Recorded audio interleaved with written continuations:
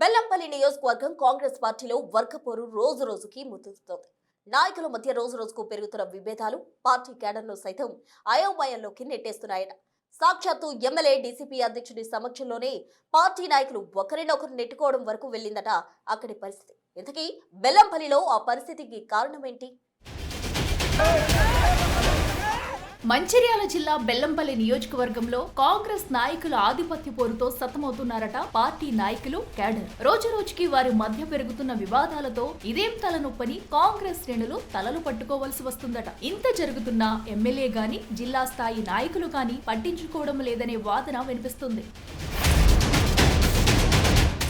బెల్లంపల్లి కాంగ్రెస్ కు చెందిన సీనియర్ నాయకులు కాంగ్రెస్ పార్టీ కార్యాలయంలో ప్రెస్ మీట్ పెట్టి సొంత పార్టీని విమర్శించారు. సర్పంచ్ ఎన్నికలలో ఒకే పార్టీకి చెందిన నాయకులు ప్రత్యర్థులుగా పోటీ చేశారు. అందులో ఒక వర్గానికి ఎమ్మెల్యే ఉపసంహరించుకోమని చెప్పినప్పటికీ రెబల్స్ వెనక్కి తగ్గకపోవడంతో పార్టీలో వర్గపోరు చినికి చినికి గాలివానలా మారుతుందని కాంగ్రెస్ శ్రేణులు ఆందోళన వ్యక్తం చేస్తున్నాయి.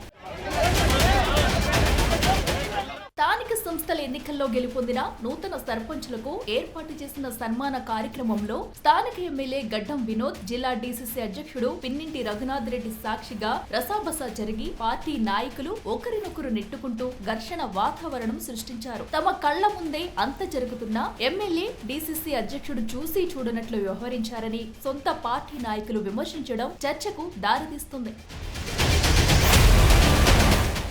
స్థానిక సంస్థల ఎన్నికలకు ముందు గతంలో సైతం ఒక వర్గానికి చెందిన కాంగ్రెస్ నాయకులు మరొక వర్గానికి వ్యతిరేకంగా ప్రెస్ మీట్లు పెట్టి బెల్లంపల్లి కాంగ్రెస్ పార్టీలో వర్గపోరును రచ్చకెక్కించారు. సర్పంచ్ ఎన్నికల్లో ఎమ్మెల్యే చెప్పినా కొంతమంది వ్యతిరేకంగా పోటీలో నిలబడడం ఆ వర్గపోరును మరింత బహిర్గతం చేసింది. బెల్లంపల్లి కాంగ్రెస్ లో ఈ వర్గపోరు రాబోయే మున్సిపల్ ఎన్నికలలో కూడా పునరావృతమయ్యే పరిస్థితి కనిపిస్తుందంటున్నారు. మరి జిల్లా పార్టీకి పెద్ద దిక్కులైన ఎమ్మెల్యే, జిల్లా డీసీసీ అధ్యక్షులు ఏం చేస్తారో చూడాలి.